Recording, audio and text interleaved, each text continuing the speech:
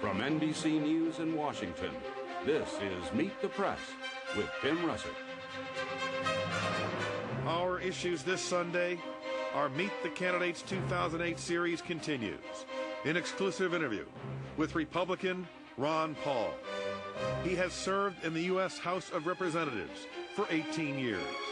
In 1988, he was the Libertarian Party candidate for president. Since October, he has raised nearly $19 million. That is more than any other Republican candidate for president. Our guest, Dr. Ron Paul. Then, only 11 days to the Iowa caucuses. The candidates unveil special holiday political commercial. What really matters is the celebration of the birth of Christ. Where did I put universal pre-K?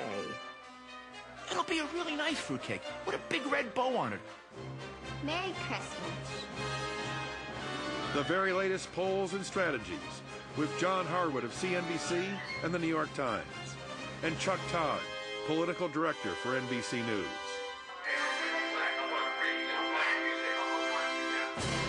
But first, we're joined by Dr. Ron Paul, Republican candidate for president. Dr. Paul, welcome to Meet the Press. Thank you. Nice to be here. Let's start right at the very top, the issues. This is what you have been saying on the campaign stump. Quote, I'd like to get rid of the IRS. I'd want to get rid of the income tax. Abolish it.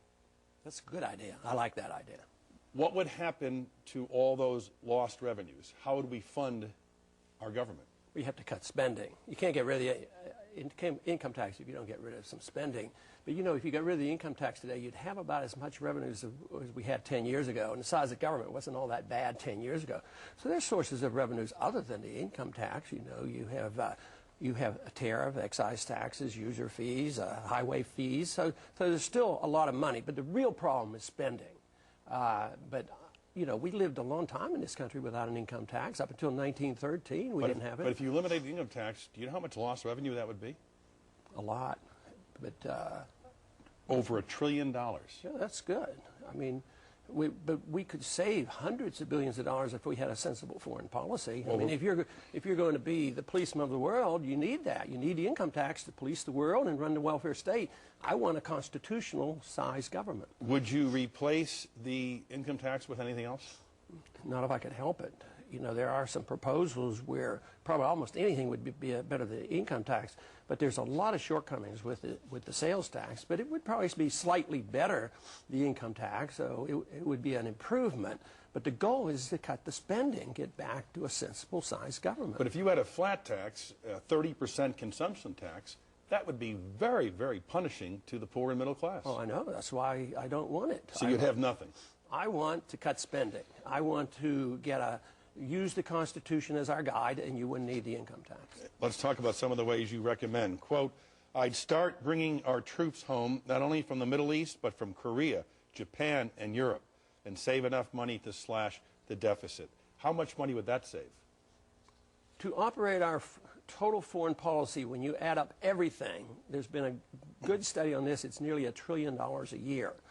So I would think if you brought our troops home, you could save hundreds of billions of dollars. It's, you know, in 6 months or 1 year or 2 years, but you can start saving immediately by changing the foreign policy and not be the policeman of the world. We should have the foreign policy that George Bush ran on. You know, no nation building, no policing of the world, a humble foreign policy. We don't need to be starting wars. That's my argument. How many troops do we have overseas right now? I don't know the exact number, but more than we need. We don't need any. It's 572,000. And you bring them all home?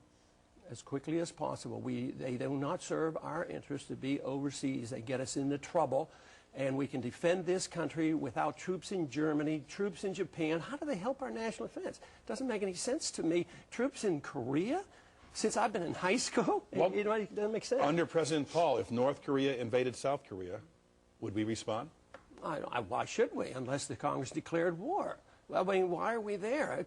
South Korea, they're begging and pleading to unify their country, and we get in their way. They want to build bridges and go back and forth. Vietnam, we left under the worst of circumstances. The country is unified. They have become westernized. We trade with them. Their president comes here. In Korea, we stayed there, and look at the mess. I mean, the problems still exist, and it's drained $1 trillion over these last, 50 years. So stop. We can't afford it anymore. We're going bankrupt. all empires end because the countries go bankrupt and the currency crashes. That's what's happening, and we need to come out of this sensibly rather than waiting for a financial crisis. So if Iran invaded Israel, what do we do? Well, they're not going to. That is like saying Iran is about to invade Mars. I mean, they have nothing. They don't have an army or navy or air force. And Israelis have 300 nuclear weapons. Nobody would touch them. But no, if it were in our national security interests, and Congress says, you know, this is very, very important, we have to declare war. But presidents don't have the authority to go to war. You go to the Congress and find out if they want a war, do the people want the war? But it's totally unnecessary. I mean, that to me is an impossible situation for the Iranians to invade Israel. This is what you said about Israel. Israel's dependent on us, you know, for economic means. We send them billions of dollars, and then they depend on us. They say, well, you know, we don't like Iran. You go fight our battles. You bomb Iran for us, and they become dependent on us. Who in Israel is saying, go bomb Iran for us? Well, I don't know the individuals, but we know that their leaderships, you read it in the papers on a daily, you know, about Israel. The government of Israel encourages Americans to go into Iran, and people. I don't think that's top secret that the government of Israel. That the government of Israel wants us to bomb Iran?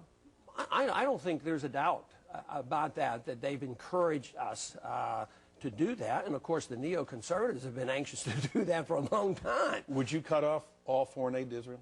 Absolutely. But remember, the Arabs would get cut off, too, and the Arabs get 3 times as much aid altogether than Israel.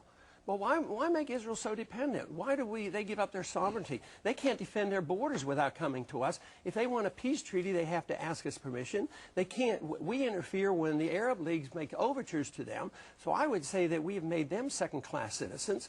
I think they would take much better care of themselves. They would have their national sovereignty back, and I think they would be required then to have a stronger economy because they would have to pay their own bills. You talked about September 11th in one of the Republican debates back in May, and this is what you said.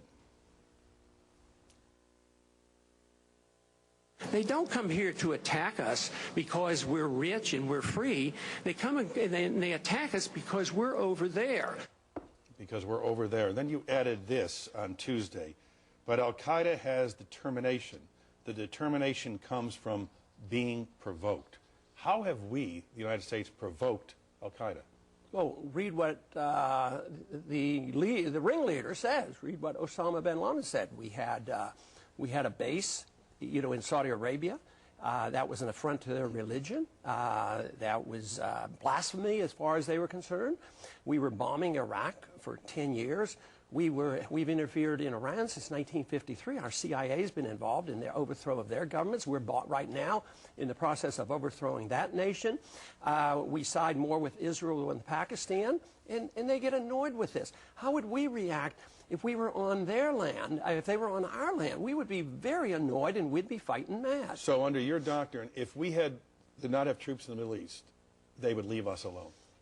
Not immediately, because they'd have to believe us, but what would happen is the incentive for Osama bin Laden to recruit suicide terrorists would disappear. Once we left Lebanon in the early 80s, the French and Americans and Israelis left Lebanon, suicide terrorism virtually stopped, just like that. But while we were there, that was suicide terrorism killed our Marines, because we were in Lebanon. So we have to understand that. We have to understand how we would react if some country did to us exactly what we do to them. And then we might have a better understanding of their motivation, why somebody would join the Al-Qaeda. Since we've been over there, Al-Qaeda has more members now than they did before 9/11. They probably had a couple hundred before 9/11. It sounds like you think that the problem is Al-Qaeda. The problem is the United States, not Al-Qaeda. No, it's both. It's both. Al-Qaeda becomes the violent. It's sort of like if you step in a snake pit and you get bit, you know, who caused the trouble? Because you stepped in the snake pit or because snakes bite you?